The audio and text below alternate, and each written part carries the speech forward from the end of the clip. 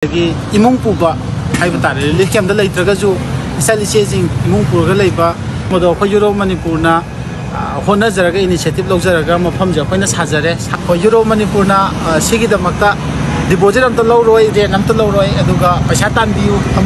mayam sida apai uri baje masu tare ki firan ni masu tare ki firan hare aduna kan da masu tare ki hare mafam baje mayam apai ki fast food apai stall ni ko stall je kai jaga da matam da Island Hubstan lagi kita thogdara kada hari mafam masida leiko ada merot ki kanoni opposite ni maning thang manida mayam sigi makra je apai yang lagi kamai ta kana mayam apai yang lagi ni anda to sida lagi basang masa apai ki store masa jam phajab ni ko store masa je apai nakan oi yeta dum lene lai je asida kana no habido ayang lagi adale je kana mangi mi mayam na kana loi kada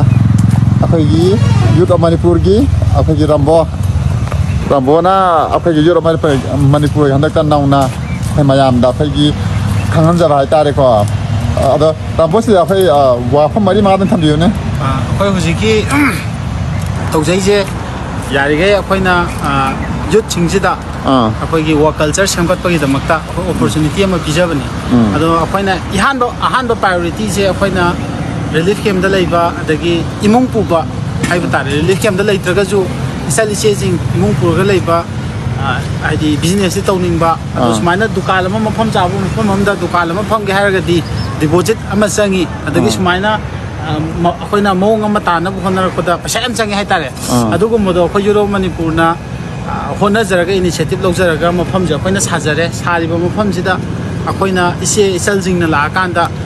akoi paisa tan biu akoi leita lai ise isaljing hai tare ko men oina koi paisa nung sa thokpa family background lingba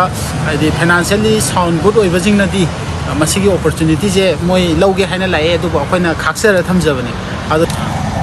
khaksara thamjabani aduna hoje akai haijari je ise isaljing na la kanda sigi mafam jida koi stall amam hai tare akoi mela macha magum na akoi phambiu ko Euro Manipur na sigi da makta deposit am to low roi re nam to low roi aduga paisa tan biu amoi sem na hai tare aduga honaba koi samasida economy koi development tawna honaba da contribution ama pimina je haidana koi silena koi tai gogi diverging gi mai kai da su koi Euro Manipur gi mai kai di thamjai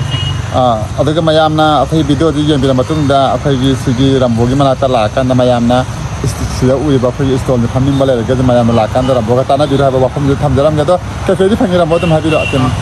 akoina hujik sida akoina hujik sida akai fast food masa ma Euro Manipur gi team na hogdo e mayam ji gi thabak ki oina ado akai hujik stall jing jam ta kanjan de ko mamang da hogdo ko ne ko ado asi mamang da hogdo ji di akai hoi mayam na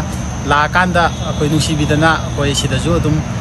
Euro Manipur ki phamiba akai stall sida ju asa posing lebi u sida akai fast food amna da yauba masak sing akai sida ju loi phange aduga taigo gi through da gi lakta ga de oina 30% discount loi tawni ko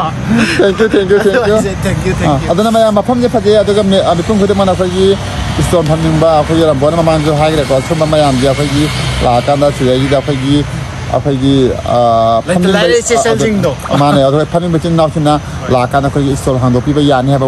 pafam je thambirage aduna hayeng ma adum lenkin bir o natu jonga sima adum lapira ka da pau ta na bi ha ba pafam je thamjarage yam phaje mafam je